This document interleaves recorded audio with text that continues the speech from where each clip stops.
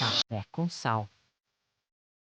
Bem-vindos a mais um episódio do Café com Sal, em sua terceira temporada. Podcast que vocês já estão cansados de saber, trata de carreira, liderança e empreendedorismo.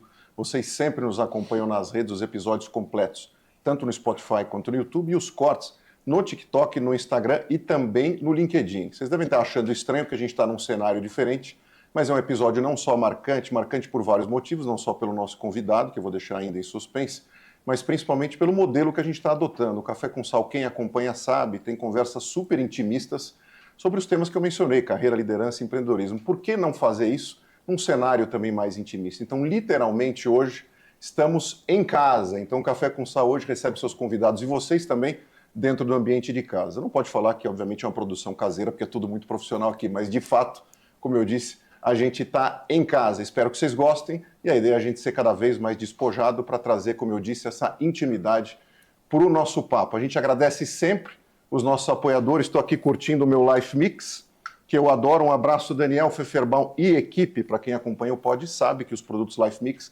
habitam aqui o nosso lar. São bebidas funcionais, chás, sucos e uma equipe gigantesca de médicos, nutrólogos, nutricionistas que suportam e promovem um produto de qualidade para chegar à tua mesa. Para mais informações sobre os produtos Life Mix, entre no site www.lifemix.com.br. A gente agradece também o apoio do pessoal do Venturos, né? Esse Instituto Brasileiro de Pesquisa e Desenvolvimento e Inovação. Em que aspectos ele impacta o teu negócio? Em vários aspectos. Quem acompanha o Pod sabe. Quando você quer montar um aplicativo para o teu business, procura o pessoal do Venturos, quer fazer um marketplace para o teu negócio, eles também estruturam isso para você. Quer entrar com tecnologia e inovação pesada, desenvolver um software de um celular, fazer visão computacional para entender se os insumos de uma vacina, você que é de farma, estão de acordo com o que o mercado exige, procure o pessoal do Venturos. Eles trabalham com inteligência artificial e tecnologia de ponta em vários aspectos. Quem visita a estrutura do Venturos fica de boca aberta, como a gente sempre faz. A estrutura deles, próxima a São Paulo, está em Campinas, mas eles também têm unidade em Manaus e em Atlanta. E, para quem já está acompanhando o Pod, agora em fevereiro passado a gente estreou, todas as quintas às 8 da manhã, o Café com Sal Expresso. O que é o Café com Sal Expresso? É o momento que vocês têm para fazerem perguntas sobre carreira para a gente. Então manda teu áudio de até 1 minuto no WhatsApp oficial do Café com Sal, que é 11 99715 0018, e faça a tua pergunta. Qualquer uma, não tem problema nenhum, não existe pergunta ruim. Ruim é não perguntar. Manda a tua pergunta sobre carreira que a gente responde por áudio em toda quinta-feira, às 8 da manhã, e o teu áudio, as 3 melhores perguntas, a produção escolhe e coloca no ar para vocês. Agora, sem mais delongas, a gente apresenta o nosso convidado especial. Especial como todos os convidados, mas esse realmente é de luxo. Para eu que trabalho com currículo, vocês sabem que eu recruto, eu ficaria desidratado de falar de tantas conquistas que esse homem tem, né? Ele é campeão olímpico, tá? Ele é 3 vezes campeão mundial, 8 vezes campeão da Liga Mundial. Vocês já estão desconfiando o que é, a gente está falando aqui de vôlei. Em qualquer competição que a seleção brasileira contou com a presença do nosso convidado, ela jamais ficou fora de um pódio, é mole? Usando palavras dele, que vocês vão encontrar aí em diversos lugares da mídia, a gente ficou muito mal acostumado, e ele tem razão, com essa geração maravilhosa. Aliás, a geração de esporte coletivo mais vitoriosa de todos os tempos. O convidado do Café com Sal dessa vez é o Giba. E como diria o Galvão, Giba neles! Olha ele aí, pessoal. Giba, super obrigado. Bem-vindo aqui ao Café com Sal. Uma honra ter você em casa. Prazer. Quero que você participar do primeiro, né? Pois é, o primeiro episódio aqui. O primeiro episódio você vai estrear. Culpa sua. Olha a responsabilidade que eu tô te jogando. Ixi, vamos lá. Problema teu agora. Vamos te introduzi bem? Falei bem falou o teu currículo? Certinho, tá de acordo? Tudo certinho. Tem muito mais coisa que isso, viu, pessoal? Mas realmente assim, seria só meia hora de introdução do nosso podcast com os títulos conquistados por essa grande figura do esporte e esse grande brasileiro. Giba, é o seguinte, não dá. Eu tenho já uma certa idade, vamos dizer que a gente esteja na meia idade, nós, né? Imaginando uma expectativa de vida, se Deus quiser, a gente se cuidando de um pouco mais de 100 anos, a gente se surpreende, tem cada vez mais gente assim. Se isso é bom ou ruim, não sei. Mas está acontecendo cada vez mais, né? A gente percebe. O que eu não pude notar, te conhecendo pessoalmente, em primeiro lugar, você está magro. Aposentado, entre aspas, do esporte, magro bem. Depois você me diz por dentro, por fora... Tá tudo bem, graças a Deus. E uma pergunta que sempre me vem em mente, eu que acompanho muito o esporte, a minha base foi toda no esporte, mas no basquete. Eu vi outro dia uma entrevista de um cara que eu adoro, super carismático, você deve conhecer, que é o Charles Barkley. Sim. Jogou muitos anos na NBA, uma figuraça, grande jogador, e ele comentou da dificuldade dele, após terminar a carreira como atleta, o dia seguinte, não só entender o que fazer, mas principalmente dieta, se manter bem, cuidar da saúde, porque a rotina muda completamente, até porque provavelmente com você como atleta tem um consumo calórico gigantesco e de repente você não está mais fazendo aqueles exercícios. E a questão financeira? A gente sabe da educação de base do Brasil, não é brincadeira, não é fácil, a gente sofre problemas até hoje, principalmente quando a gente falou, já uma grande discussão aí na mídia e no ambiente político sobre a educação financeira nas escolas. Como foi para você o planejamento de saúde e financeiro, para você que aparentemente parece estar muito bem? Cara, primeiro, obrigado pelo convite, é um prazer enorme estar aqui com você, com toda essa equipe maravilhosa, falando aí sobre temas muito importantes, né? Não só para atletas, mas para adolescentes, quem está pensando em faculdade, quem está pensando em estudar fora. Aí eu tenho vamos dizer assim, uma história muito grande dentro disso, dentro do esporte, dentro da parte de ensino e dentro do meu pós-carreira. Então, o que acontece, Fábio? Nós, os atletas, nós nos preparamos por ciclos olímpicos, né? Então, assim, de 4 em 4 anos. Qual que é o objetivo daqui 4 anos? Por isso que quando acabou a Olimpíada de Paris, agora em 2024, eu já falei, dia 11 de agosto, se eu não me engano, eu falei, amanhã o Brasil precisa pensar, o Comitê Olímpico Brasileiro precisa pensar em 2032 em Brisbane, na Austrália. Nem 28, porque em 4 32. anos não se faz um campeão olímpico. A gente sabe muito bem disso, né? Então a nossa trajetória fala sobre isso. A gente jogou a primeira Olimpíada lá em 2000, só que a gente já estava na seleção desde 97 e das categorias de base desde 93. Então assim, Ricardinho, Gustavo, Heller, eu, Nauber, Marcelinho, essa Dante, mesma Rodrigão, geração já vinha sendo foi a preparada geração que lá chegou lá atrás. na frente. Então assim, é uma preparação longa para você chegar a ser um campeão olímpico. Depois, quando você chega a ser um campeão olímpico, você começa a pensar o que vai acontecer depois. E eu sempre falei para meus parceiros, meus amigos, né, para meus companheiros da seleção, cara, pensem no pós-carreira de vocês durante a carreira. Porque a hora que acabar, vai acontecer exatamente o que o Barkley falou. E agora, o que eu faço? Então, assim, eu planejei, ou seja, 2004. Quando eu cheguei em 2008, quando meu segundo filho nasceu, que tem uma história engraçada sobre filhos aí, né? Quando o Patrick nasceu em 2008, logo depois da Olimpíada de Pequim, eu falei assim, Bernardo, eu vou parar por aqui. Eu vou parar por aqui, eu vou assinar um contrato na Itália, que na época o presidente Walter Lanucci, que é um super amigo meu lá de Cuneo, em Piemonte. Itália, desculpa te interromper, que é uma super referência em profissionalização de todo e qualquer esporte olímpico, mas principalmente vôlei, né? Sem dúvida nenhuma. Não, todos os esportes eles tratam como profissionalismo fora do normal, que deveria ser um espelho para o mundo. E aí eu falei, vou parar por aqui. Né? Já tinha um contrato feito com ele por 8 anos, onde eu jogaria nos próximos 6. Ele já pagaria uma universidade para mim. Então olha a cabeça deles. Porque ele estava querendo abrir uma empresa no Brasil. E queria que eu fosse o diretor, o gerente, o representante dele aqui no Brasil. Incrível. Por falar o português. Nossa, jamais ia imaginar um negócio desse. Exatamente. Nem você imagina. E aí veio a Rússia, com uma proposta que era 2,5 vezes a mais naquela época.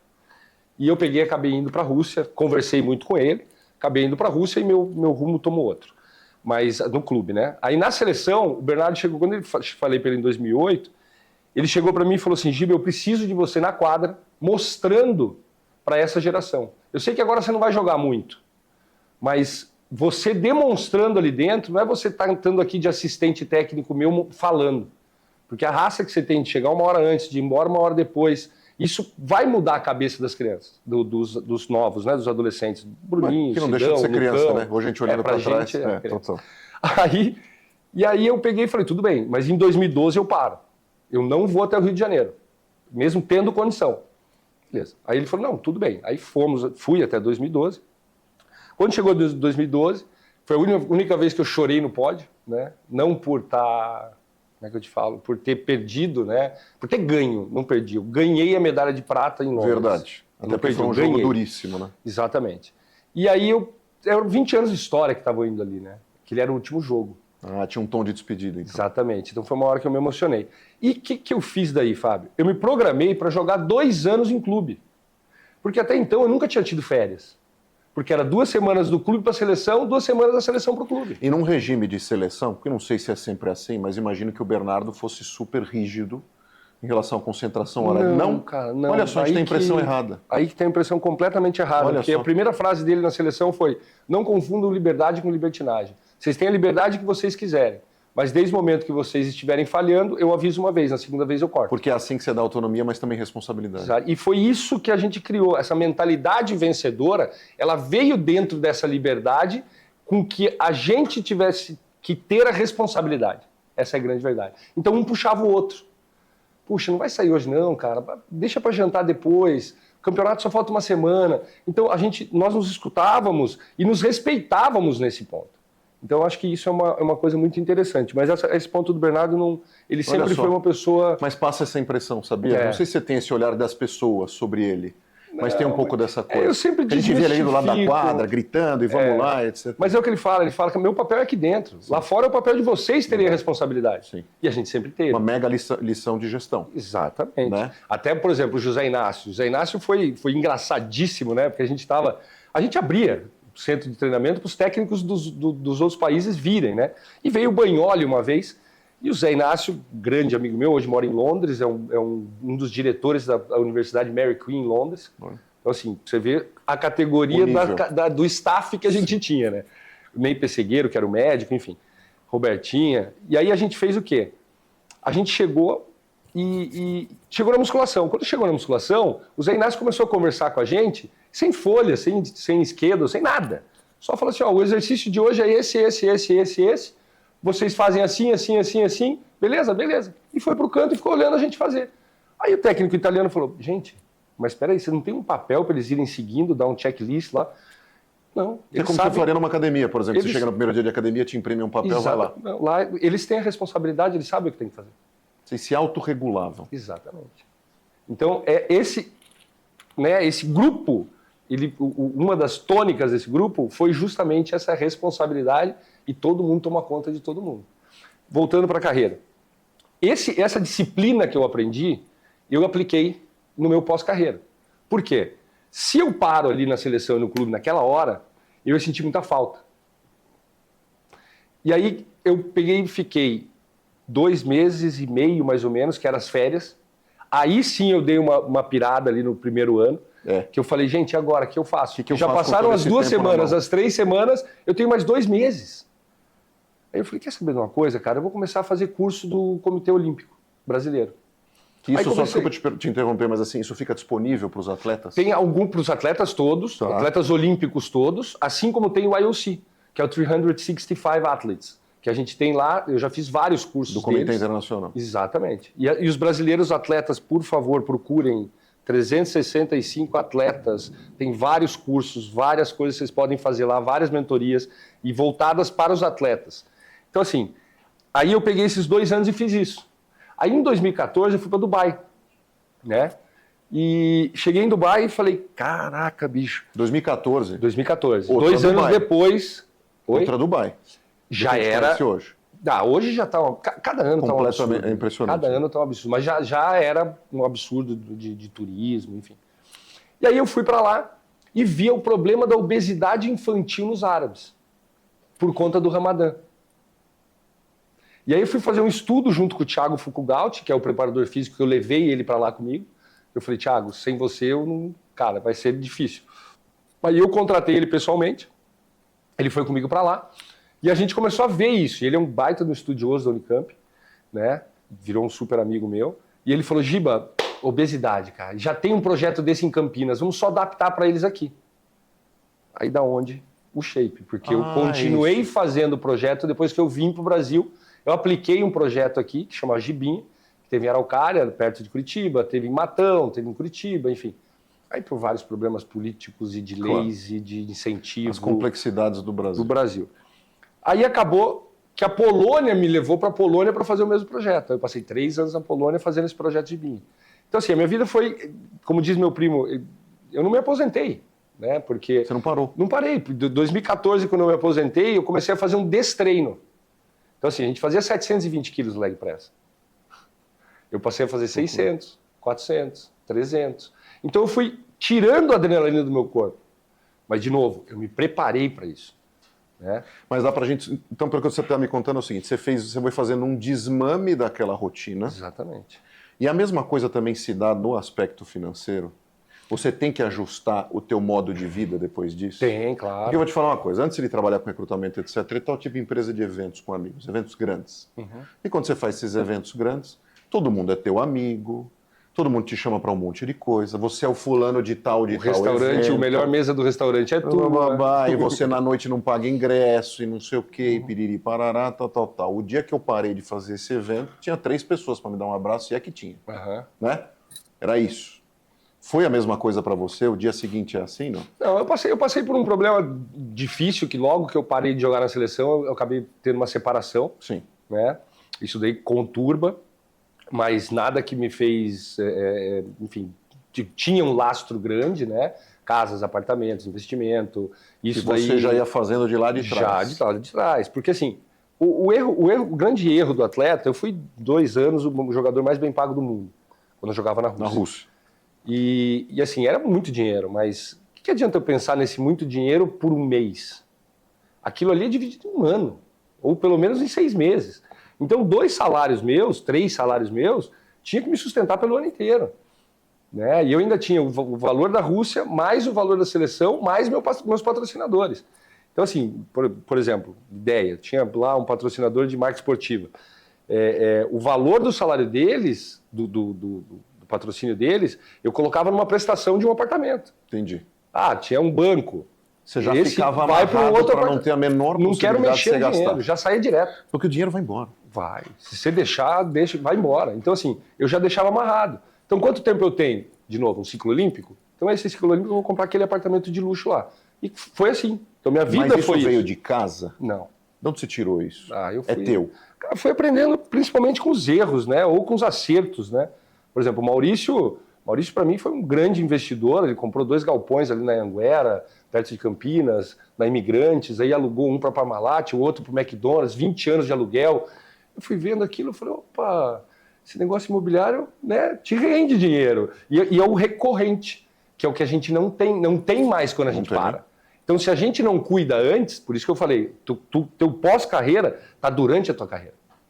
E foi isso que eu fui vendo. Né? Tanto no esporte, fui aprendendo. Cara, o que o Carlão fazia, que é meu ídolo? O que ele fazia? O que eu precisava fazer para melhorar? Como que eu precisava fazer meu treino? Então, assim, eu sempre fui uma pessoa assim, sempre fui vendo o que tem de melhor e o que tem de pior. E achar um meio termo, que é igual criar filho, né? Não Exato. É nem educar como a gente foi educado e nem dar tudo o que ele quer. Exato. Achar essa linha tênue nesse meio aí que é complicado. Pensa numa coisa mais difícil que isso, difícil de achar, né? Vixe, Você falou do Carlão. Certo. Hoje a gente no ambiente organizacional fala muito do convívio de diversas gerações ao mesmo tempo, né?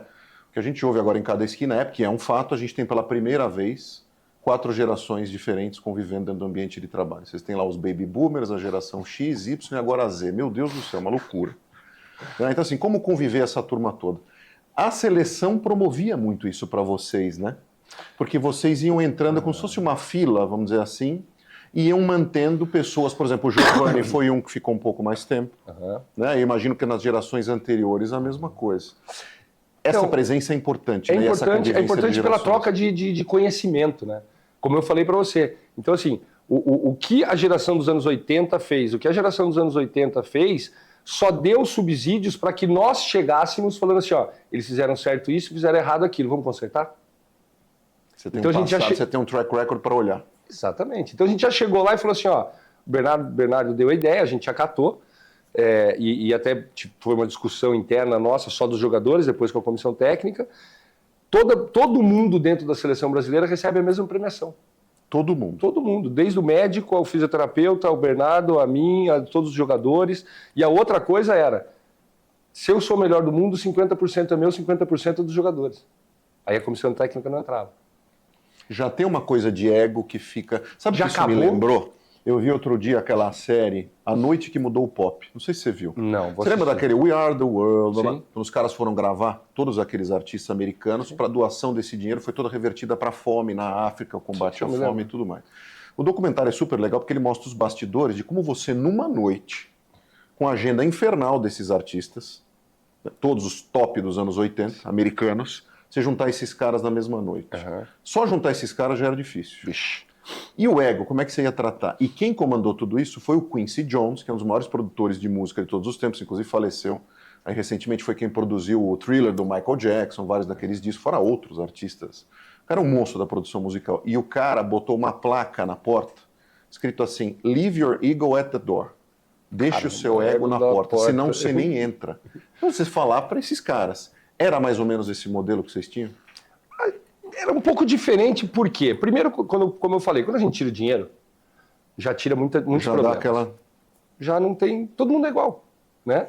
Primeira coisa. Segunda coisa, como nós começamos, a maioria começou lá atrás, né? Por uma bolsa de estudos, por um vale transporte, por um sanduíche, por um tênis, às vezes. Né? Nem todos, mas a maioria, a gente já se conhecia, então falava, ei, menos, vai, não precisa. Isso não é você. Exatamente, a gente não precisa disso. A gente tem que continuar no nosso foco, todo mundo pensando em ser campeão, não em ser o melhor. Pensar em ser o melhor, você não vai ganhar nada. Nós não vamos ganhar nada. Então, esse tipo de conversa era contínua entre a gente. Em treino, em jogo, a gente percebia que, obviamente, vocês tinham uma intimidade absurda, porque, assim, quem está em concentração não tem maior intimidade. O jogo, do que é? o jogo, na verdade, né? Não era nem perto do que era o treino. No treino a gente saía no bufete. Não, saía na porrada. É uma frase que eu sempre falo, cara. Treine como você joga e jogue como você treina. Né? Falei até ontem numa palestra corporativa que eu fui fazer lá no Rio Grande do Sul. Falei, gente, quantas horas por dia vocês se preparam para ir entregar um contrato? É a gente. A gente treina uma semana inteira para jogar um jogo no domingo. Então eu treino muito mais. Se eu cabular no treino, o que eu vou fazer no jogo? É para você que tem filho em casa. Prova na sexta-feira. Você fala, filha, vamos estudar? Segunda. Vamos estudar? A prova é na sexta. Ah, pai, é só sexta. É a mesma coisa no jogo, é a mesma coisa numa empresa. Então, assim, e quando você faz isso, você vai para o jogo, você vai para uma entrega corporativa, cara, sem duvidar de você. E a gente sabe que a felicidade está na disciplina, né? Não o contrário. Exatamente. A previsibilidade das coisas traz paz para o ambiente. E paz não significa que você está parado, pelo contrário. Você pode estar 300 km por hora, como o Hamilton, por exemplo, mas em paz. Sim, sim. Eu acho que é um valor muito maior, por exemplo, que felicidade. Mas isso é uma discussão para outra hora. Vamos falar um pouco, você falou de origem, e eu te perguntei um pouco de família. Me conta um pouco do teu ambiente, para a gente poder fazer uma viagem em relação à tua infância. Né? Um pouco da tua criação, a tua paixão pelo esporte. A gente às vezes supõe que você vem de uma família de esportistas, às vezes não é o caso. Como você despontou? Você é um cara alto, obviamente, talvez não o mais alto ali da turma da seleção, porque você chega lá perto da turma da rede, é um negócio grotesco, os caras são gigantescos. Eu era mais baixo. Pois é, mas assim, em algum momento alguém te para e fala assim, putz, você quer jogar vôlei? E por que vôlei, num país que normalmente é obrigação social, você jogar um pouco de futebol?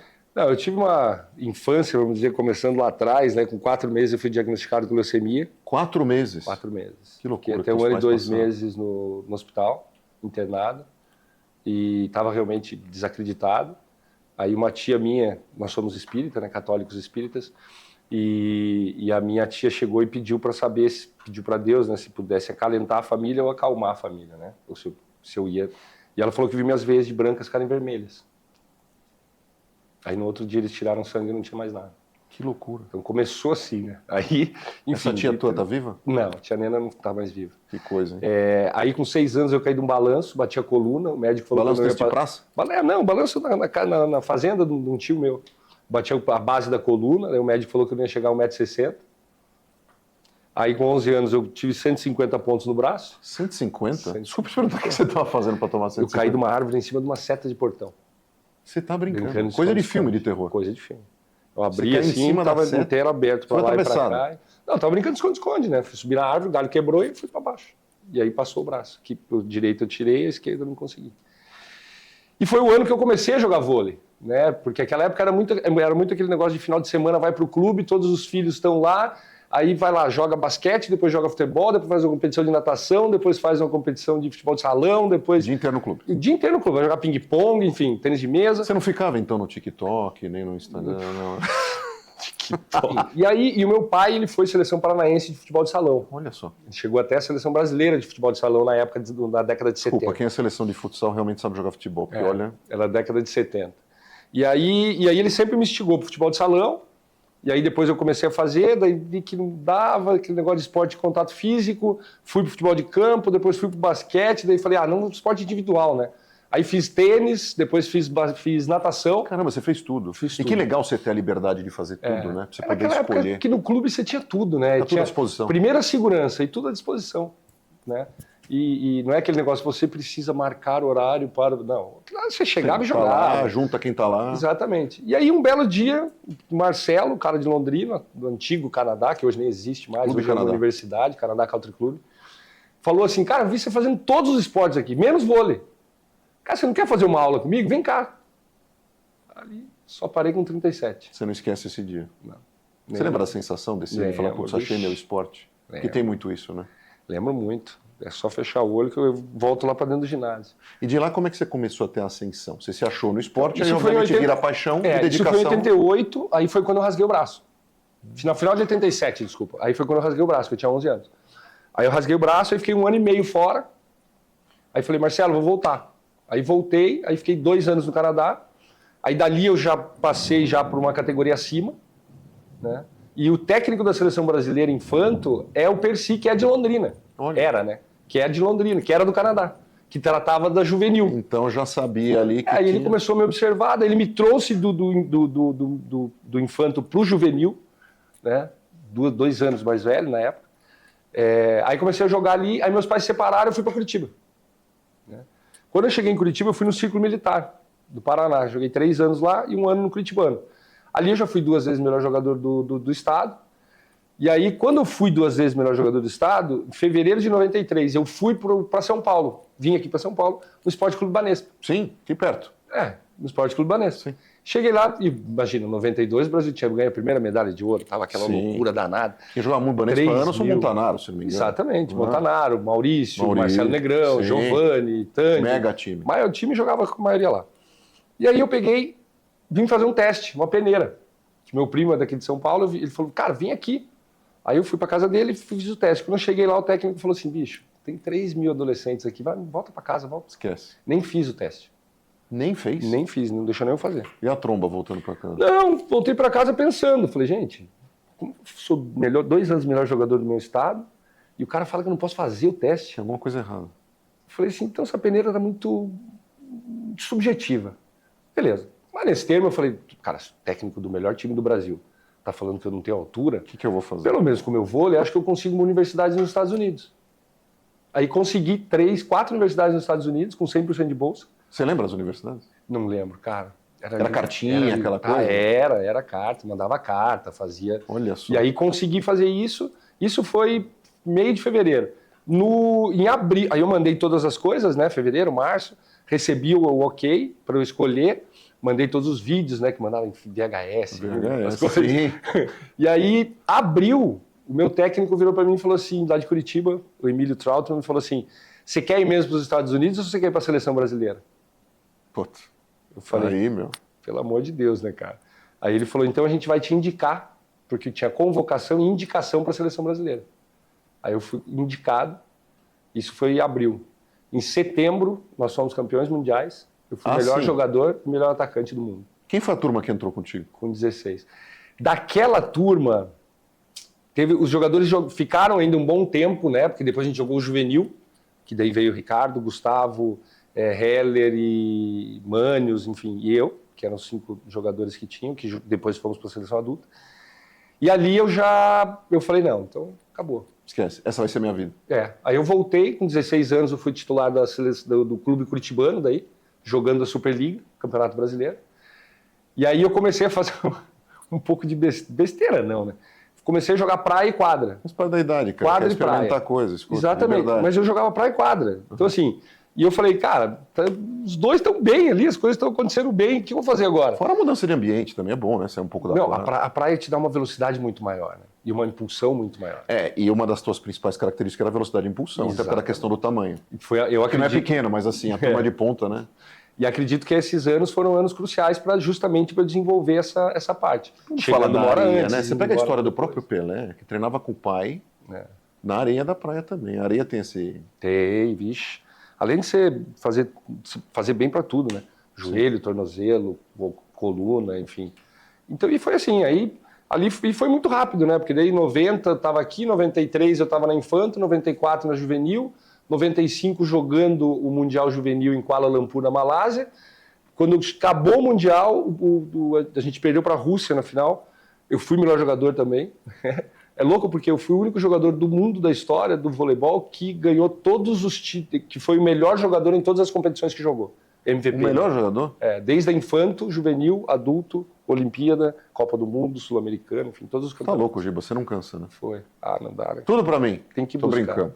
Não, tudo pra minha equipe. Tô brincando, sempre. claro, sim. Isso foi uma sanção muito, muito rápida. Aí, quando eu saí de Kuala Lumpur, o Marquinhos me chamou, falou assim, o Zé Roberto me ligou e quer você lá em Atlanta. Você não vai voltar para casa. Eu falei, como assim Atlanta, cara? Ele falou, não, ele quer você na seleção adulta. Quantos anos você tinha? 95. Não tinha nem 20? Não, tinha 18 para 19. Para 19. E foi? 18 anos. Acompanhar ou chegou a... Não, aí fui jogando. Jogando. E aí foi o Centennial Cup, né? A festa de 100 anos das Olimpíadas, do começo do voleibol, né? Que foi em 1895. E já o teste para a Olimpíada de 96 em Atlanta. Então a gente foi para lá. Aí a gente chegou, foi engraçado, porque tinha aquela época de Zorzi, Gianni, Cantagari, Bernardi, Esses nomes Toffoli, até assustadores, né? A gente ouvia, parecia um grande Exatamente. Fala assim, e a gente Deus chegou lá de paraquedas, né? Chegou eu, Nauber, Manios, enfim, mais um jogador da juvenil. Aí tava Carlão, Max, Negrão, Leandro, levantador, Roese. E os caras, cadê o Giovanni? Cadê o Tandy? Cadê não sei quem? Cadê não sei quem lá? Aí ele falou, não, eles estão descansando por causa da Liga Mundial que eles jogaram agora e a gente trouxe alguém uns moleques da categoria de base. Agora, você imagina, a gente estava tinindo, né? Claro. Acabando de sair do Campeonato Mundial, ganhando da Itália, 3-2. Na época da vantagem ainda. 3-2 ganhamos da Itália. Aí os caras ficaram assustados. Quem são esses moleques? E começaram a temer um pouco mais a gente, né? A gente ganhou dos Estados Unidos, ganhou do Japão e foi fazer a final com a Itália de novo. Que coisa. Aí a gente perdeu da Itália de 3-0 naquele jogo, porque os caras ficaram tão desesperados que eles passaram a estudar a gente igual um maluco, mas foi um jogo de 3 horas e 45, com 3-0. E assim, eu saí muito feliz de lá. Daí de lá eu já fui pro Sul-Americano aí, bicho, aí foi embora. A gente falou um pouco do teu background, eu acho que isso é fundamental na formação de qualquer pessoa. Claro. Né? Você, de certa forma, é uma definição ou uma... vamos dizer assim, uma evolução das tuas raízes, né? Você pega isso que foi te dado, seja por Deus ou pelo DNA ou pela criação e leva adiante. Desculpa te cortar, Fábio, você falou uma coisa que é muito interessante, porque hoje eu falo 5 idiomas, né? Estou estudando o francês e tenho o russo que eu me viro bem também. Vocês veem, desculpa te interromper, você que põe Lifelong Learner no LinkedIn, Lifelong Learner é isso, viu? O cara que se mete a estudar e nessa altura do campeonato, com toda essa fama, esse currículo, etc e tal, tá sempre com fome de aprender, não é à toa que chegou onde chegou. E a família, né? Não, é a família, porque eu ia para casa da minha mãe e eu só estava italiano, eu ia para casa do meu pai e eu escutava espanhol. Então a importância da gente falar outra língua com nossos filhos, né? Ou colocar desenhos em inglês, ou colocar desenhos em italiano, francês, enfim, a língua que vocês tiverem. E sempre não perder o interesse por isso, né? Meu filho me liga, meu filho está jogando na Itália, hoje joga profissional no time de Modena, da onde veio a minha família. Modena, né? você jogou lá, não? Não, eu joguei só contra. Jogou só contra. Mas minha família é de lá, né? Minha cidadania italiana é da cidade de Modena. de Modena. Parmigiano, e lá tem muita coisa boa. E aí foi isso, acho que a importância disso também, e o que me deu esse background para, quando eu chegasse na fase adulta, eu começar a lembrar as coisas e ter o interesse pelo idioma. Então não adianta a gente, põe numa escolinha de inglês lá e larga. O que adianta? Daí chega no stream e põe dublado. Sim. Não adianta nada. Então assim, a criança aprende escutando. Não, e você, pelo esporte, viajou o mundo. O impacto de uma exposição multicultural, o que faz numa pessoa e num profissional, é impossível de ser medido. É um negócio que, assim, num processo seletivo, que conduz o diverso, isso salta muito aos olhos, Giba. Outro dia me perguntaram, eu participei lá de um podcast que me entrevistaram para falar sobre carreira e tal. E me fizeram a seguinte pergunta: qual a principal competência que você identifica nas pessoas e que te salta aos olhos primeiro quando você está entrevistando um profissional? Eu respondi na hora: a comunicação. Porque com comunicação, você se vira em qualquer aspecto e situação. Independente de ter o conhecimento técnico para aquilo que você está fazendo.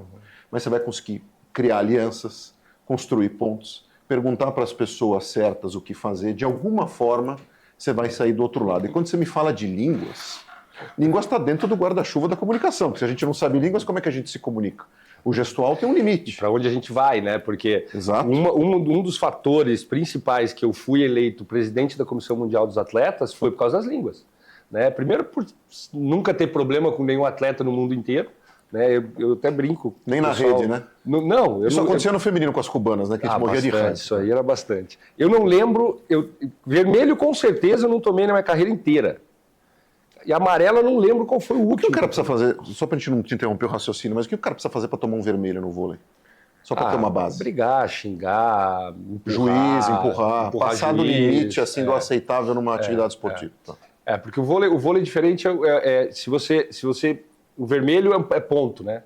O amarelo, agora mudaram as regras, eu preciso dar uma estudada de novo, porque foi mudado agora, em novembro do ano passado, lá no Congresso em Portugal. Eu preciso dar uma estudadinha nessa parte, mas os dois cartões, o amarelo e o vermelho juntos, quando você dá para um atleta, ele está expulso do set. Quando você dá separado, ele está expulso do jogo.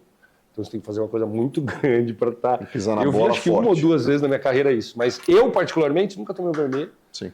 Né? Então eles me chamaram, uma pessoa que eu sou vou ser eternamente grata, que chama-se Ari Graça Filho, que foi presidente da CBV, da Confederação Brasileira de Vôlei, e depois foi presidente até 31 de dezembro da F5UB. Bom a gente ouvir que tem um dirigente de uma modalidade que merece elogio, né? Merece. Que no Brasil Nossa Senhora. Ele que inspirou uma das minhas palestras, né? Que é gestão ganha jogo. Então, assim, ele que me deu todo esse know-how, né? Foi um paizão para mim aí durante todos esses anos, mostrando como que ele fez para que a gente chegasse aonde a gente chegou. Que começou lá em 76, o ano que eu nasci, ele já estava pensando como que a gente ia ser campeão olímpico lá na frente. Já era o projeto do cara. Então ele para mim, assim, ele e a Marina são duas pessoas que eu amo de paixão, além de ter me dado várias oportunidades aí, né, como eu falei. Então assim, 2014, voltando um pouquinho, né, 2014 eu já fui para televisão.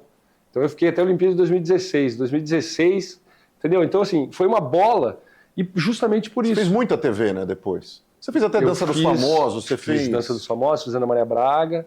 A dança eu fiquei em quarto, Ana Maria Braga eu ganhei. Pisou no pé de alguém na dança? Não pisei. Olha só. Mas tomei umas pisadas da Tomou, Camila. Né? Brincadeira, parceira. Quanto você calça? 43. 43? Eu sou um inferno, eu calço 47, cara. Não. É um inferno. Meu pé é pequenininho. Esse tênis aqui tem pelo menos uns 10 anos, eu preciso conservar, senão eu não tenho, juro por Deus, não tô brincando. Sério, meu filho quando nasceu eu comprei. Eu tenho que manter porque não acho. Vou te dar um amigo meu. Me dá uma dica depois, vou precisar. Tá vendo? Já valeu a entrevista. Mas é justamente isso, Fábio, você entender com você o que você quer, o que você vai buscar, né? E aí o que aconteceu? Eu comecei a ver o quê?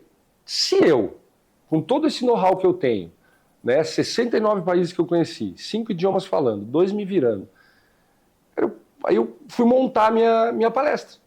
Falei, eu acho que eu preciso passar isso para frente, né? Não pode ficar isso só comigo, esse conhecimento que eu tenho. Sim. E aí eu fui montando módulos de treinamento, né, para várias empresas e várias necessidades do que as empresas pediam.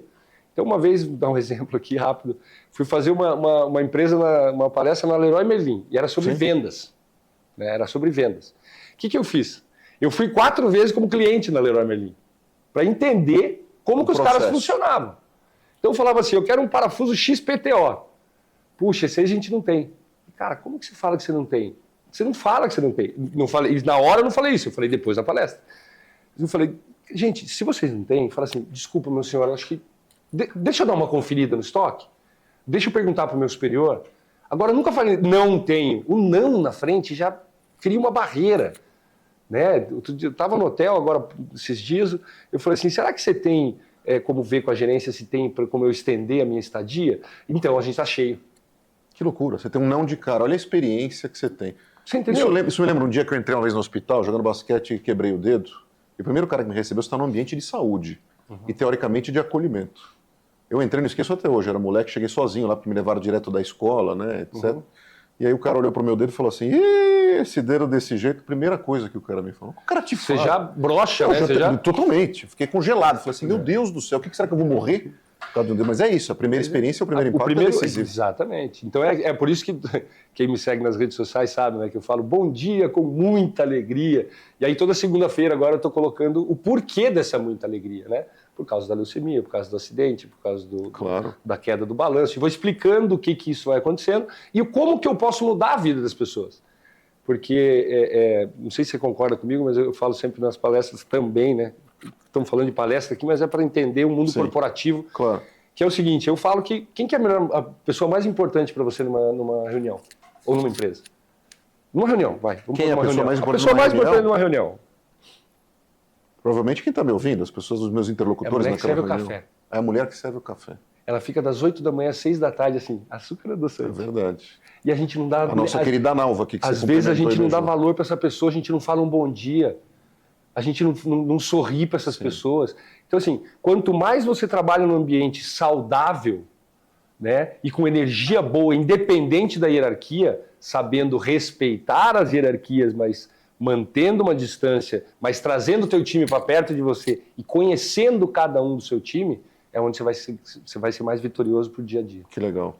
Que é o que a gente também fala, né? Falei de comunicação, a gente está falando hoje muito de empatia, de cooperação e desse senso de time. Falando em senso de time, aliás, você está dando uma aula nisso, e a gente falando de background, a gente fala muito hoje de diversidade, em diversas áreas. E eu sempre advogo aqui, quem acompanha o pod sabe, de todas as diversidades que são importantes, mas tem uma que a gente subestima e não deveria, que é a diversidade de background ou de comportamento. Uhum. Quando a gente olha, por exemplo, um time, por exemplo, pega uma seleção brasileira de vôlei, a turma que você conviveu, cada um veio de um buraco diferente. Bota buraco nisso. Né? Você tem, obviamente, o desafio de equalizar. Mas olha que ambiente plural e de contribuições diferentes, cada um no seu jeito, na sua língua, na sua criação. Você fala 5 idiomas mais 2, que você mais ou menos ali dá uma esfregada, tem gente que fala 1. Normal, faz parte. Como fazer, olhando para trás, uma engenhoca dessa funcionar? Isso está no mérito do gestor, isso está no mérito dessa empatia do grupo. Como é que você vê isso olhando para trás? Porque para isso funcionar, quando a gente transporta para o ambiente corporativo, é super desafiador. Você entender a história das pessoas, eu acredito muito nisso. Quando você entende a história da pessoa e entende a pessoa, não o profissional, você consegue tirar o melhor dele quando o melhor é necessário. Essa é a minha opinião, porque... Quer dizer, você dedicar energia a conhecer quem é essa pessoa, de onde ela veio, quem é a vida dela, como ela foi criada e o que ela tem a contribuir. Até porque, pelo teu depoimento, a pessoa que serve o café tem muito a contribuir. Só que a gente precisa dar espaço também para ela. Ela está escutando coisas que, né, ou vendo coisas na reunião que, antes do cara entrar na reunião... Quantos filmes, empresas que caem por causa da pessoa do café. Exatamente. Entendeu? Então, assim, quando você conhece a pessoa, essa é a frase do Bernardo do Campeonato Mundial de 2006. Quando você conhece a pessoa, você tira o melhor dela quando o melhor é necessário, do profissional.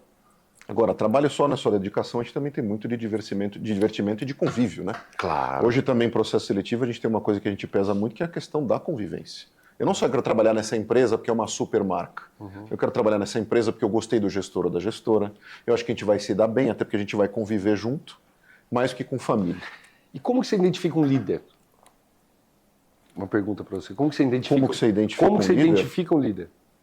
Diretamente por perfil e com a atitude dele perante os outros. Eu gosto de pensar no seguinte, principalmente hoje, quando você tem a questão da gestão híbrida, isso traz um desafio gigantesco para quem é líder. Por quê? Bastante. Porque pensando no ambiente do esporte, como eu vi um bom líder e valorizo um bom líder? Se ele tem coerência da maneira como ele me trata em relação aos meus colegas. Isso, para mim, é uma liderança que tem uma postura linear, entende os diferentes, mas tem solidez e coerência na maneira de tratar todo mundo. Eu estou sempre buscando coerência em liderança. Sim. Só que quando você está, por exemplo, no ambiente online, eu não consigo ver. Se a gente tem o mesmo gestor, ele está ali. Eu não estou vendo como ele está lidando com o Giba. Isso é super complicado. Então, para mim, no presencial, é a maneira como ele trata os demais e a coerência que ele distribui entre os diferentes perfis. Para você, como é que é? Olha que coisa louca. Você está falando da parte cultural, né? Você sabia que no Japão, todos os esportes, o capitão do time é o mais novo? É o mais novo. É o mais novo. Porque ele tem que aprender a ter responsabilidade. Assistido pelo mais experiente. Mas o capitão mesmo, que vai falar os horários, que vai trazer, que vai cobrar o uniforme, é o mais novo. Então, esse mundo cultural, né? Porque Giba falando, eu não acredito que você crie um líder. Ele nasce líder, você aperfeiçoa ele. Isso é uma coisa que eu acredito que quando você identifica aquele líder, você tem que saber treiná-lo, né? E a gente faz um exercício muito louco no projeto, que é uma coisa idiota, mas que funciona. A gente enche 10 bexigas, coloca 10 crianças e joga 10 bexigas para cima. E fala, não pode cair. E fica observando. Tem uma criança que vai ficar no cantinho. Tem uma criança que vai falar, me ajuda aqui. Vai para lá, vem pega pra cá. aqui, vai ali. Não, a bola está caindo, ele está precisando de ajuda. Esse é o líder. E você identifica fácil. E como a gente falou, quando a gente era jovem, nosso caráter é formado até os 14 anos. Então, o que a gente era lá, a gente foi aqui. Então, assim que a gente identificava nossos líderes, né? E sabia bater de frente e falar, não, agora calma, agora sou eu que vou comandar. Que era o caso do Serginho, do Ricardinho, do Gustavo e eu. Então, éramos 4 líderes, cada um na sua loucura, no seu modo de liderar, e dava certo. Porque todo mundo se respeitava. Então, quando você fala da coerência, eu coloco como respeito. Porque se você tiver o respeito pelo teu time, né, você vai conseguir ser um grande líder. Eu identifico desse jeito. Legal, respeito. Maravilhoso. Todas essas lideranças juntos trazem um ambiente de muita personalidade, mas imagino que também de muita diversão. Eu ficava fascinado com as histórias do meu pai de concentração, e hoje isso se reproduz para o Gustavo, meu filho, porque, né, vê o vô como essa figura e tudo mais, e conta as histórias de concentração. Eles em hotéis, pulando sem parar, caras de 2 metros de altura até o elevador quebrar, jogando saco de água de lixo para fora do hotel em outros países porque não tinha o que fazer, prendendo o outro pelado para fora do quarto e tudo mais. Ele tem uma história, inclusive, Giba, é hilária, que eles pegavam uns caras que dormiam muito na concentração, não vou dar nomes, é super conhecido, no ambiente de basquete, pegavam um cotonete, e desculpem aqui o pessoal do pódio, mas pincelava o cotonete com fezes de um deles, pincelava aqui nos pelinhos do nariz, deixava secar enquanto ele estava dormindo, e esse cara ficou durante 2, 3 dias buscando todo mundo dentro da concentração, falou assim, o chão tá sujo, levanta teu pé. Tá acontecendo uma coisa, levanta o pé, você pisou em algum cocô, em alguma coisa, e o cara ficou 3 dias, e mandou passar produto de limpeza na concentração inteira, até que o cara descobriu o que foi feito com ele. Então, assim, isso me fascinava. Você tem histórias boas de concentração para compartilhar com a gente? Óbvio que você possa compartilhar, mas A minha geração, já viu, por exemplo, teu pai deve ser da geração de 60, 70? 60. 60. Então, a nossa geração, lembra o ensinamento da de 80, o ensinamento da de 90 para a gente chegar? A nossa geração foi isso. Então, assim, o máximo que a gente fazia era, cara, chegou agora, vai catar a roupa de todo mundo. Era mais isso. Depois separa a roupa de todo mundo, depois, entendeu? Então, assim, na época que eu cheguei na seleção, a gente tinha uma mala desse tamanho, assim, que todas as fitas de estudo e o videocassete ficava lá dentro e o mais novo carregava. Você carregava. E não podia aquilo. despachar. Sim. Entendeu? Então, assim, eram coisas tranquilas. Carregar a bola, era tranquilo. Na época deles era pesadíssimo. Não vou dizer que não aconteceu já, mas assim, muito pouco e assim, isso não cabe mais, né? Pelo respeito. Claro. Você que fez essa não é transição... como se fosse uma introdução, né, nessas maçonarias. Um rito de passagem. A gente não tinha muito isso, não. A gente estava falando do ambiente corporativo e da tua passagem, né, para esse tipo de ambiente. Quando a gente vem do ambiente de esporte, a gente vem, de certa forma, talhado com a questão da competição, e isso faz parte. Não é ofensivo ser competitivo, faz parte. Tem uma palestra que eu gosto muito, do Carlos Brito, CEO da Ambev, etc. e tal. Eu sempre retomo ela em vários aspectos. Não é perfeita, cada um tem sua opinião, etc. Mas ele traz um aspecto muito legal, e essa palestra se chama Hire the Right People. Contrate as pessoas certas. Tem mais ou menos uns 50 minutos. Vale estourar uma pipoquinha e assistir. É de um momento emblemático, quando a Ambev compra a Budweiser, que é uma marca, assim, a maior expressão dos Estados Unidos. Olha, que os caras americanos chocados, quem são esses brasileiros que estão comprando uma empresa americana, super americana, como a Budweiser, líder de mercado, etc., estão chegando aqui, estão demitindo todo mundo, são super espartanos do ponto de vista da gestão, tira a secretária, tira essas salas luxuosas, é mesão, reuniões rápidas e tudo mais, e ele traz um aspecto muito legal de reflexão, que é o seguinte: por que a gente, como sociedade, aceita a competitividade no ambiente do esporte, ou seja, os melhores são os titulares. Os reservas têm que olhar para os titulares e fazer: o que eu preciso fazer de melhor para poder estar ali? E a gente aceita isso numa boa. Na academia ou no ambiente acadêmico, principalmente nos Estados Unidos, a gente aceita quem tem as melhores notas. Está lá em cima e é aplaudido por isso. Quem está com as melhores notas, isso aparece ali, que é para você olhar quem está em cima e ir atrás do resultado. Por que quando a gente entra no ambiente corporativo, a gente deixa de ser assim? Isso começa a ser ofensivo. E aí, por exemplo, na hora de promover um fulano, ele fala assim: não vamos promover o fulano, ele já está 20 anos aqui na empresa, sabe, Gibá? Está muito tempo aqui, é antigo de casa, versus a fulana que está há 2 anos, é sponsor da cultura, high performer. E por que isso acontece na nossa sociedade? Eu acredito que a zona de conforto, o comodismo, está há 20 anos e para mim está bom aqui. E, desculpa, não tem que ser promovido, na minha opinião. Sim, né? claro. Se você... Mas a gente tem essa dificuldade, né? Mas, cara, eu sou muito straight to the point, Objetivo. sabe? Objetivo. Vai direto ao ponto e... Mas é porque você é talhado no ambiente do esporte. Mas, cara, não tem, por exemplo, eu tava com o Zé Inácio agora esses dias, semana passada, acho. Tava lá no Rio de Janeiro e ele chegou e falou assim, cara, eu fiz um projeto 6 meses montando um projeto, não sei o quê, para mostrar pro reitor da universidade. Ele falou assim, esse projeto não. Próximo. Ah, sim. Então é cultural. Né? Eu acho que é uma coisa muito cultural. Ninguém vai chorar no travesseiro. Não vai chorar, tá bom, eu vou fazer isso melhor para poder entregar daqui 6 meses de novo. Sabe que tem um aspecto, quando a gente faz o assessment comportamental das pessoas para mentoria, há um número superior de pessoas com menor índice do que a gente chama de dominância no perfil. Isso a América Latina como um todo. Traduzindo em miúdos, profissionais que têm dificuldade em entrar em embates. Embates do ponto de vista de troca de ideias. Embate de ideias. Não é soco, pontapé, kickboxing, não é nada disso. Sim. É ele chegar para falar para alguém, assim como fez o Zé Inácio, assim, não concordo com você. Porque pro brasileiro, na média, na maioria estatística, ou pro latino-americano... Eles vão falar, por que não?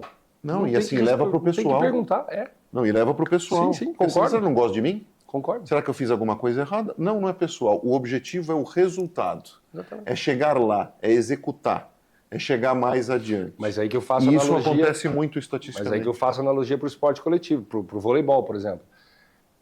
Se o grupo está focado em fazer aquilo lá, dane-se quem vai ser o melhor ou não vai ser. Eu não tenho que ter ego para querer ser o melhor, eu quero ser campeão. Eu quero entregar um projeto aqui que vou fazer. Eu preciso do design, eu preciso do RH, eu preciso do jurídico, eu preciso disso, eu preciso daquilo. Gente, a gente precisa trabalhar junto. Não, mas o jurídico precisa ter uma importância. Precisa ter o quê? Né? Então, assim, é produção. Se o cara não cria o frango direito, o outro não mata direito, como que ele vai embalar direito? Acabou. Um depende do outro. Sim. E assim é na sociedade, assim são em todas as empresas. Então, esse ego que a gente está falando é o deixo para fora da porta. Sim. Você acha que rede social trouxe um pouco mais dessa coisa do egocentrismo? Eu hoje? Isso é uma questão dessa geração mais? É uma coisa de geração mesmo, né, cara? Não tem o que fazer. Tanto que, não sei, estatisticamente, os 2 países que mais usam as redes sociais é o Brasil e a Índia. Sim. É Brasil Disparado. e Índia. Disparado. Por quê? Porque a maioria da população, infelizmente, não tem uma perspectiva de vida. Aí que vem a necessidade. A necessidade, por que os maiores CEOs hoje da Europa e grandes empresas dos Estados Unidos são indianos? Os caras falaram, bicho, aqui eu não tenho o que fazer, eu preciso estudar igual um maluco e eu tenho que vencer na vida, Os principais médicos americanos têm origem indiana, estão lá para estudar, para fazer. Então é necessidade. Então, assim, a rede social ela trouxe um pouco de comodismo, de olha a vida que ela leva, olha a vida que ele leva, por que eu não posso ter essa vida? Bicho, porque você não trabalhou igual um louco, porque você não fez. Eu falo assim hoje, entendendo um pouco mais dessa parte de rede social, né, trabalhando junto com o Pedro Rezende e com a DR, eu vejo uma coisa muito legal, que é o quê? Todo mundo fala assim, nossa, o Pedro é um menino de 28 anos. Gente, vocês não têm ideia do sacrifício de estudo, de quantas horas esse cara passando pra gente. Ele é 20 anos mais novo que eu. Sim. Eu sento com ele, eu fico abismado. Falo, gente, eu não sei nada disso. Então, mas você está aberto ao aprendizado. Claro, a gente tem que estar sempre. A gente nasce e morre aprendendo. Mas se você ligar pontos para trás, olha o ambiente onde você foi criado. Né? Isso tem a ver com casa, isso tem a ver com esporte. Claro. Que você tinha gente ali que era mais velha que você, que estava te ensinando coisa, mas ao mesmo tempo estava aprendendo. Opa, peraí, quem é esse Giba? Quem é esse moleque com esse perfil de liderança que veio lá do Paraná? E foi legal isso, porque a rede social trouxe a geração Z, né? Sim. Então, assim, esses moleques de 10 anos, 11 anos, 9, às vezes, eles olham para mim na rua e falam assim, nossa, você é o Giba. Eu falei, cara, você não tem idade para me ver jogar. Mas eu assisto todas as tuas dicas no TikTok. Cara, para mim é muito engraçado, mas é muito legal. É prazeroso criar esse tipo de conteúdo para essa geração. Né? Na escola da minha filha, lá em Bandeirantes, todos os pais tinham que fazer uma atividade. Aí o agrônomo foi lá com as garrafinhas PET, né, mostrando a reciclagem, como plantar. Super legal. Cada um foi. Aí o outro foi fazer uma cozinha. Eu fui jogar vôlei com eles, né? Aí levei um monte de bexiga, levei a medalha olímpica, tiraram foto comigo, não sei o que, babá. Aí eu falei assim, agora a gente vai fazer o seguinte, vocês vão chegar em casa, nada de assistir desenho, vocês têm que ver o que o papai da Briana fazia. todas as crianças, depois a minha esposa, a Malu, começou a receber no grupo de mães. O que o Giba fez hoje? Não, o que o Giba fez hoje na escola? Falou, foi jogar vôlei com ele, eu estava lá com ele. As crianças chegaram e não quiseram nenhum assistir desenho, só o que o papai da Briana faz. Então, assim, é essa cultura que você vai vendo. E de novo, de país para país. Por isso que eu falo, conheça as pessoas. Né? A Polônia é um lugar que, cara, muitas vezes eu vou para lá e eu ando com segurança. É muito mais que o Brasil. Olha só. Né? E desses 3 anos que eu morei lá, do ano que eu passei praticamente 6 meses lá com a Ágata, né, que infelizmente veio a falecer depois, que ela era capitã da seleção polonesa, ela teve leucemia, me chamou, eu fui lá, fiquei com ela. Aquelas 2 semanas de folga, eu fiquei com ela, não me importa, faria tudo de novo. E aí fui de novo, voltei. Ela curou da leucemia, engravidou, né? E aí, com uns 4 meses e meio, a leucemia voltou. Precisavam fazer uma cesárea de risco. E hoje a Liliana está aí com 1,86 m jogando vôlei. Milagre nos mesmos caminhos da mãe. Então, assim, e são coisas que... E uma história que se confunde com a tua, né? Exatamente. Então, esse carinho todo que eu criei na Polônia foi muito grande, por isso. Aí, quando eu fui morar lá, que eu comecei a fazer o projeto, eu vi coisas que o mundo deveria copiar. As crianças de 7, 8 anos que não me viram jogar, os pais dela viram, mas elas não. Eles passavam na escola. O dia inteiro, YouTube, histórias, entrevistas. Cultura do esporte. E quando eu chegava, as crianças já sabiam quem eu era. E eu me assustava no começo. E na outra semana, a prova era uma redação sobre o que eu tinha falado e o que eu tinha ensinado. Que era nota do bimestre. Olha que loucura. É a cultura. Com conservação dos nossos ídolos. A gente não tem isso aqui, cara. Em 1976, Fábio, eles foram campeões olímpicos em Montreal, perante a Rússia. Até hoje tem o torneio Wagner, todo ano, que era o técnico. Olha só. Todo ano eles convidam 4 países do mundo, ou 4 clubes do mundo, para fazer o torneio Wagner. E todos os atletas que foram campeões olímpicos em 76 são homenageados. E deve que ainda continuam vivos. Provavelmente lotado. A cidade vira um evento de 4, 5 dias. Então, assim, sabe, esse modo cultural, a gente foi a seleção mais vitoriosa, como você falou, a gente não teve um jogo de despedida. Não teve um jogo de despedida. Faz 20 anos, a gente não teve despedida. Meu pai fala com muita mágoa, sabe, da época dele. É triste, mas é triste isso, cara. Um negócio bacana que aconteceu, falando em rede social, nas últimas Olimpíadas, foi esse papel da Cazé TV de divulgar as redes sociais dos atletas. Porque assim como você agora, não é só um meio de sobrevivência, mas de trabalhar a sua imagem, inclusive de trazer marcas junto com a tua história. Foi super legal. Você pega os judocas, o cara da marcha atlética, que ninguém sabia quem era. Um dos poucos que todo mundo conhecia era o Isaquias, mas porque Isaquias foi um cara super carismático, ganhou várias medalhas. A Rebeca, por causa da questão da Simone Biles e tudo mais, uma pessoa também super midiática. Mas tem gente que nunca vai ter essa oportunidade. O lado bom da rede social é isso. Mas é também o perfil, né? O Serginho, por exemplo. O Serginho é meu irmão. Sigo muito o Serginho, acho sensacional. Ainda mais a questão dos cavalos, que ele é apaixonado por cavalos. O instituto dele também, todo o trabalho que ele vem fazendo lá em Pirituba, isso daí é realmente fantástico. E ele é uma pessoa que eu falava muito para ele. Serginho, você precisa fazer palestra, cara, você precisa passar esse teu conhecimento, você precisa... Mas estrutura, chama alguém, faz um negócio bacana, claro, você que eu te mostro te mando 2, 3 telefones, você vai procurar, vai estruturar, mas você precisa passar esse conhecimento. As empresas precisam disso. E ele era, eu não consigo falar em público, eu sou todo extrovertido, não sei o que, blá, blá. Até o dia que eu enchi tanto ele, que ele falou, tá bom, vamos fazer então. Aí ele foi fazer uma com o Bruninho. Olha só. Aí fizeram em conjunto. Começou primeiro na dupla. O Bruninho já é mais extrovertido. E foi isso. E aí ele começou e quando ele viu, ele falou, cara, é legal mesmo. E aí quando eu não posso fazer, eu falo, cara, faz com o Serginho. Vai ser legal tanto quanto. Sim. Então, assim, a gente sempre se ajudou nessa parte, né? O atleta também tem esse modo de cooperação. Claro, né? É da essência do esporte coletivo, Exatamente. Né? É isso que você está falando para voltar de novo. Então, a gente está indo e vindo, mas falando do mesmo assunto. Sim. Por que no mundo corporativo não tem isso? Porque tem ego. Quando tiver ego, não vai adiantar nada. Quando eu achar que eu vou ter que ser melhor do que você, mas eu preciso de você, como que vai ser? Sim. Então, baixa a bola, vamos trabalhar junto e vamos entregar o que o chefe está pedindo. E acabou, gente.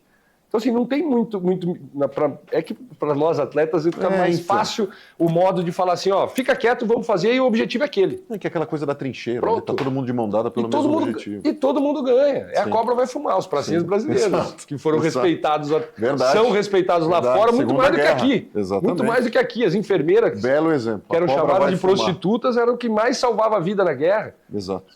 Então, assim, são esses ditados que a gente às vezes não para prestar bem atenção, né? No que está acontecendo, por que veio isso, né? Sim. Vai para o quinto dos infernos. Sim. Sabe dessa? Sabe? Lá em Eldorado, em registro. Exato. Vai para o quinto dos infernos, que era um quinto para a coroa. Exato. Então, assim, e aí por que disso? Então, as pessoas não se importam. Elas não se importam em procurar, em buscar o conhecimento. Isso que eu acho pobre, né? Por isso que eu estou sempre lendo, estou sempre vendo documentários, enfim. Muito atleta que se aposenta, você obviamente nunca parou, né? Tá claro pelo teu relato, você já seguiu em televisão, sempre envolvido com isso, comitê e tudo mais, mas muita gente vai para ser comentarista ou para ser técnico de vôlei ou para ser dirigente, etc e tal, porque também no final das contas é o que acaba meio que sobrando para continuar nessa atividade. Você não foi técnico, imagino que você nem pretenda ser, mas você tem um olhar muito forte de gestão. É impressionante quando a gente conversa, que está acostumado a fazer entrevista, você é muito apurado nesses temas de gestão. Quem são tuas grandes influências como gestores assim na vida? Você já parou para pensar nisso? Porque você realmente é muito versado nisso. Ari Graça Filho. Ari Graça Filho. Presidente da confederação, da federação, foi o cara que me deu assim, todo o suporte necessário e me colocou do lado dele, foi um banqueiro, né? Então teve essa gestão, teve que gerir uma confederação brasileira, sul-americana e depois uma mundial, né? Onde a gente está falando aí de 5 continentes com 222 federações dentro. Eu sei porque eu fui presidente da comissão dos atletas, então foi o cara que me trouxe, me colocou embaixo do braço, me levou para a Suíça. Falou, não, agora você vai passar um mês aqui porque eu quero que você estude francês, faça um English Business e vai fazer 2 cursos do Comitê Olímpico Internacional. Te pegou pelo braço. Então, assim, ele me deu sempre uma grande... Mas ele sempre me deu a varinha, nunca me deu peixe. Ele sempre fala isso. Eu dou a vara e ensino a pescar, mas o peixe fritinho no prato eu não dou. Quem vai atrás é você. Exatamente. Então, por isso que ele mandou para a África, né, para ver outra diversidade. Então, eu ajudei a desenvolver lá os 54 países africanos. Estou indo para lá agora, daqui a alguns meses, que vai ter o campeonato africano lá, e eles pediram para eu ir. Ajudei eles a desenvolver o modo de classificação das Olimpíadas, apesar da diversidade. Né, trabalho de base mesmo. Trabalho de escritório, de entender quantos países tem, quantas zonas de países tem, porque a África é dividida entre o norte do Saara e o sul do Saara. Né? Lá pega o Egito, a Tunísia, Marrocos... E super complexa, né? Apesar de ser um continente, são culturas completamente diferentes. Aí tem o árabe, tem o português, tem o francês, tem o inglês, tem certas castas. Aí você pega a África do Sul, que todo mundo acha maravilhoso, mas são 9 estados ali que são meio complicados, onde 2 têm tribos diferentes. Isso, negócio de tribo, eu aprendi na Nigéria. Quando eu vi várias pessoas com chapéuzinho diferente, cada um usa um chapéu e uma roupa diferente pela sua religião. Porque lá, como tem o muçulmano e o católico, eles precisam entender. Né? E aí foi onde eu fui estudar essa história deles, do porquê disso. Né? Porque eles precisavam, uma tribo precisava ganhar da outra para ganhar território, coisa de, sim, claro. de leão, sim, né? primitivo. Primitivo mesmo. E daí que foram vindo essas rixas. Então, por isso que a África, muitas vezes, os países, dentro do país mesmo, eles não se entendem pelo ego. Então, assim, se juntar, meu irmão... Mas, infelizmente, essa questão, a gente vive um mundo hoje muito perigoso por questões religiosas, que, na verdade, é um troço feito para a gente se aproximar de Deus e hoje separa um pouco as pessoas, né? Passa uma crise grande nesse sentido. Quais são os principais temas que te chamam para as palestras? O que o pessoal normalmente te chama para fazer palestra? Team building, criação de time, motivação mesmo, às vezes falar sobre zona de conforto, né? Trabalho em equipe, como não ter ego. Olhar para o outro. Como você vai entender o outro, né? Então, assim, gestão de jogo, trilhando seu futuro, enfim, tem vários outros temas, né, que a gente usa. Principalmente, assim, eu acho que a gente acaba colocando o valor, eu sempre faço um call antes da palestra, para entender o que o cara quer. Então, agora, desses dias agora, a última que eu fiz, foi sobre disciplina. Disciplina. Como ser disciplinado em ter um foco e atingir o seu objetivo. Assim, depende muito do momento da empresa, né? Por exemplo, na Steel eu fui fazer, eles queriam que estavam entrando num novo mercado. Então, uma empresa de sapato que eu fui fazer, que essa foi muito engraçada, que foi sobre como tirar. As pessoas trabalham na empresa lá do Rio Grande do Sul, trabalhavam na empresa assim, a que menos trabalhava 25 anos, a que mais trabalhava 40 anos. Empresa. Exatamente. Como tirar a sacolinha do tio com um sapato e passar para o iPad, para o tablet? Meu Deus. Meu amigo, eu sei que eu quebrei o gelo assim, Aceitaram eu cheguei. O novo. E foi tipo 4 da tarde isso. Foi aqui em São Paulo. E eu tinha 2 palestras. Eu fiz uma de manhã e saí correndo. E eu era patrocinado pelos caras, eu não consegui dar tempo de eu trocar meu tênis. Quando eu entrei, todo mundo olhou e falou assim: pô, Giba, mas. Falei, cara, desculpa, eu acabei de chegar, não deu tempo, mas ó, se for para fazer com essa porcaria, eu nem faço. Ranquei e fiz descalço. Aí já quebrei o gelo. Né? Então, assim, acho que cada momento é um momento que você tem que entender o ambiente, né? Como numa partida. Você entende o ambiente e você tem que reverter. Né? Eu tenho a grande história do Serginho, que a gente estava perdendo para a Argentina 1-0, estava lá, sei lá, 15-8 para a Argentina. Aí ele chegou para mim e falou assim: Giba, você quer ser lembrado como a única geração a ter perdido um sul-americano? Eu falei, nem a pau, Serginho. Ele te falou isso no meio do jogo? No meio do jogo. 1-0 para a Argentina, 15-8 para eles. Aí eu peguei e falei assim, nem a pau. Aí ele falou assim, então você vai fazer o seguinte, cara, você vai atacar, só nós dois estamos jogando essa porcaria desse jogo. Você vai atacar, você vai berrar na cara do ponteiro lá do outro time, que você vai rodar a bola, que você está jogando bem, e o líbero vai vir, ele vai ficar pé da vida, o time vai vir, o nosso vai vir, e a gente vai acordar os nossos e a gente vai ganhar o jogo. Dar uma incendiada no jogo, que só assim a gente vai levar. Ganhamos 3-1. Assim. Então, assim, a gente soube reverter Claro, depois eu pedi desculpa para ele, né?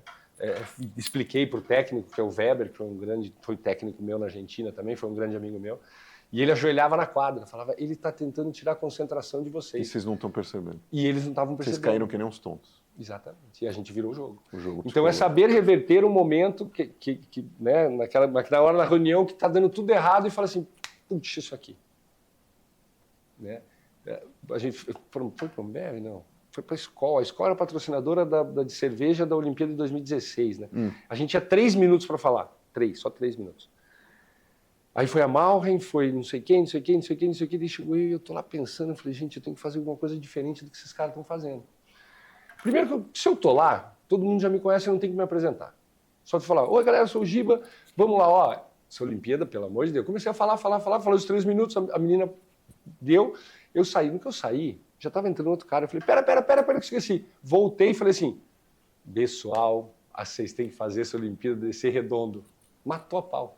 Então, assim, os caras falaram, Giba, de onde você tirou isso? Eu falei, gente, não é o slogan de vocês? Sim. Acabou. Então, assim, a galera já vai empolgada para isso. Todo mundo levantou e... Então, assim, são esses insights que a gente tem como? Com conhecimento. E que acho que era um pouco do teu perfil quando a gente via ali na quadra, né? Você era o cara do alto astral sempre, né? Até nas piores situações. Bernardo te usava como esse promotor do alto astral também? Usava, mas de vez em quando eles enchiam demais meu saco. Justamente por isso. Pegava no teu porque pé. ele fala sempre, né? Ele fala a Giba aguenta, vai Giba neles, é isso? Se eu tô cobrando, é porque eu sei que o cara pode fazer. Eu sei que ele vai conseguir, eu sei que ele vai corresponder, né? Mas isso chegou a te deixar pistola? Porque é difícil pensar você de mau humor. No Mundial de 2006 foi a única vez. Foi a única vez.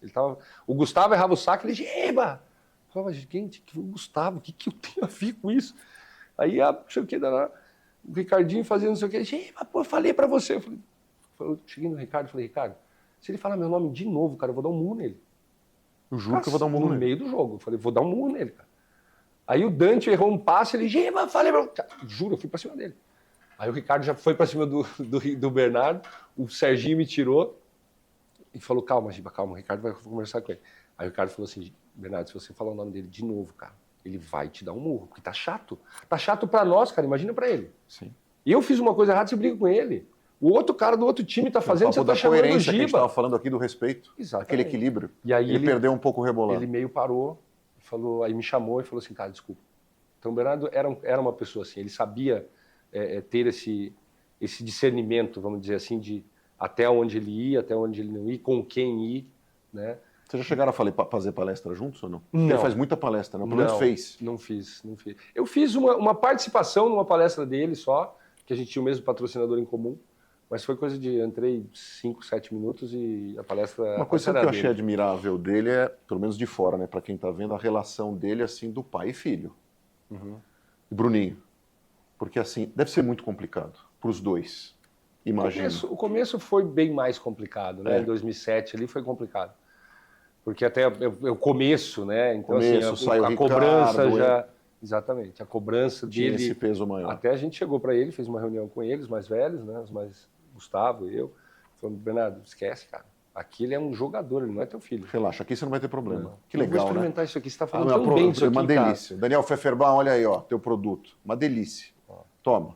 Vou esperar você Ó, mandar barulhinho. lá em casa depois, hein? Isso aí desce mais que redondo, isso aí. Desce em qualquer formato que você quiser.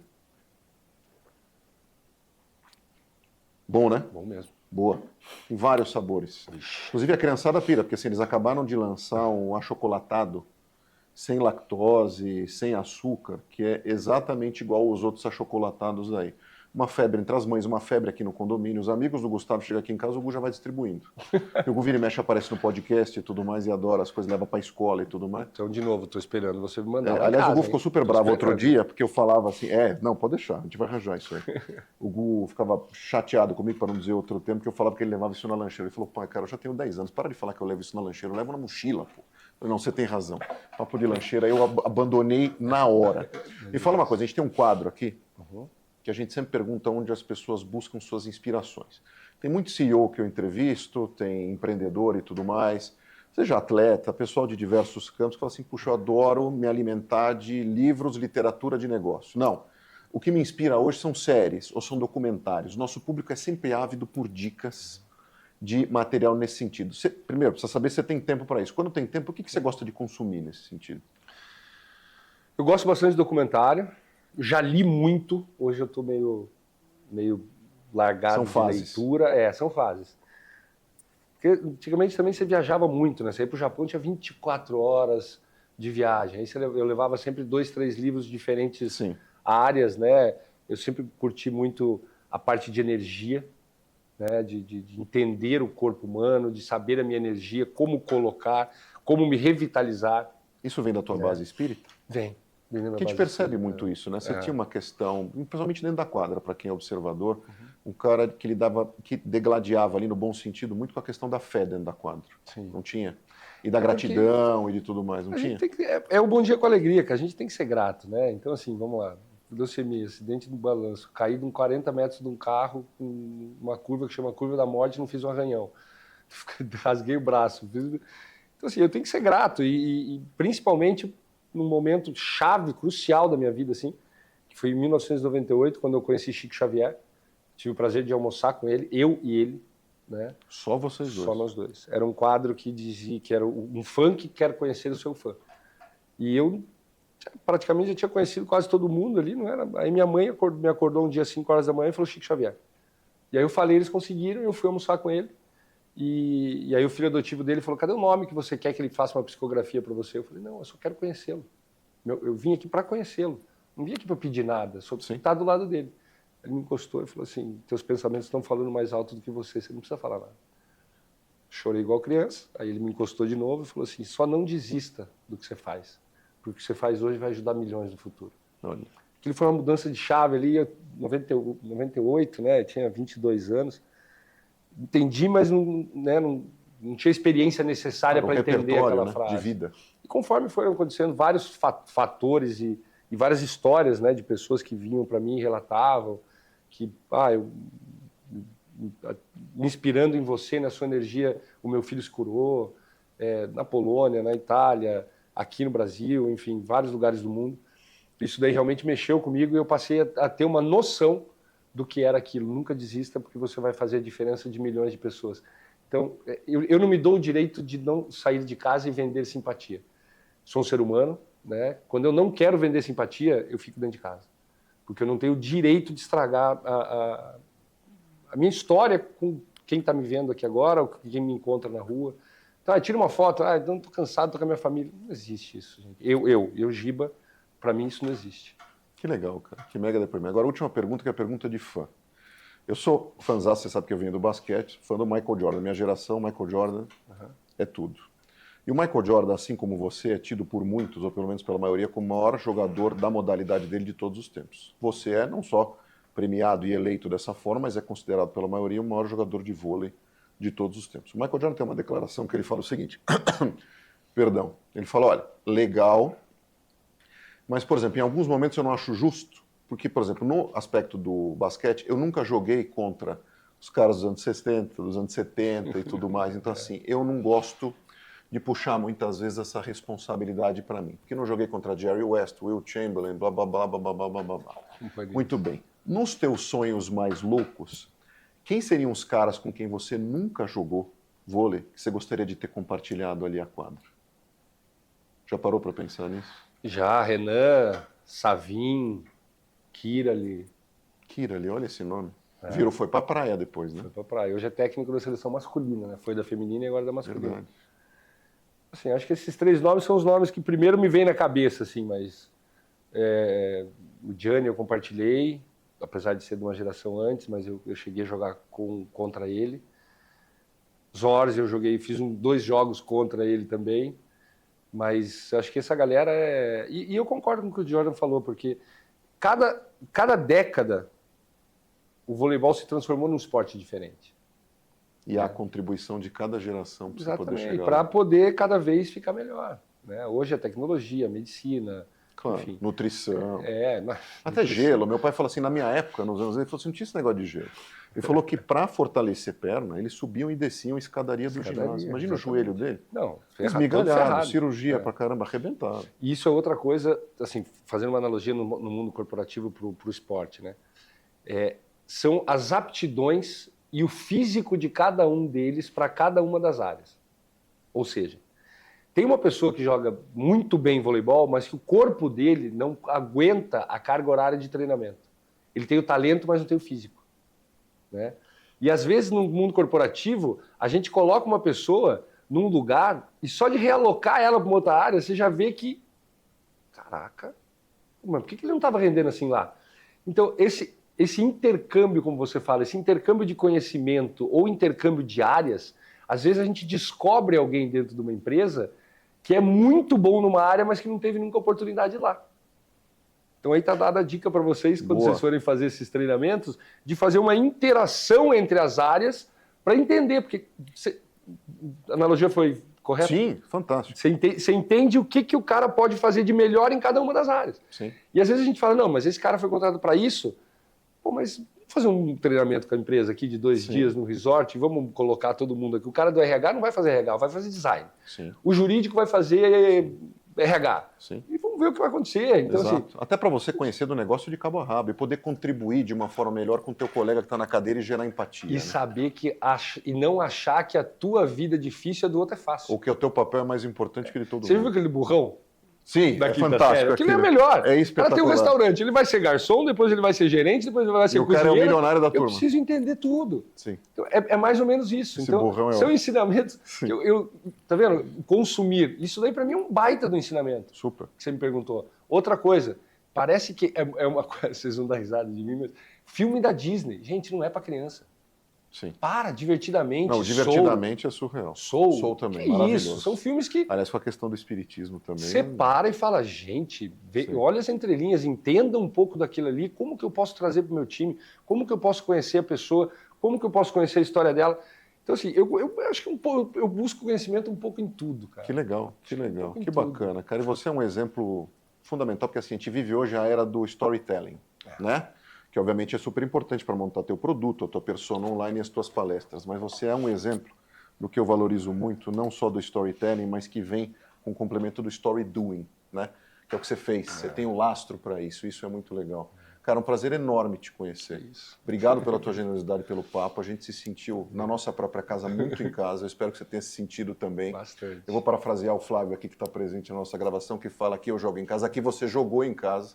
O Giba jogou em casa hoje. Te agradeço demais pelo papo. E a gente não pode esquecer, né? Marcelão, obrigado aí. Marcelo Matar. Verdade, Marcelo Matar. Feliz aniversário atrasado. É. Você que está aí no Cruzeiro, se cuida, viu? Não vai se afogar, Marcelo Matar. Você é responsável por tudo. Exatamente. Marcelo, tricolor. Marcelo, é o carioca. Tricolor. Abração, Marcelo. Obrigado por tudo. Bem lembrado. Cara, Prazer foi todo meu. Obrigado. Eu que agradeço. Obrigado mesmo. Pessoal, espero que vocês tenham gostado desse episódio super especial do Café com Sal. Desta vez em casa. Vocês já sabem, vocês nos acompanham tanto no Spotify quanto no YouTube, os episódios completos, óbvio, e os cortes, tanto no Instagram, no TikTok e no LinkedIn. A gente também se vê no Café com Sal Expresso às quintas-feiras, às 8 da manhã. Café com Sal, terças às 8 da manhã, Café com Sal Expresso às quintas, às 8 da manhã. Um beijão em todo mundo e até a próxima. Tchau.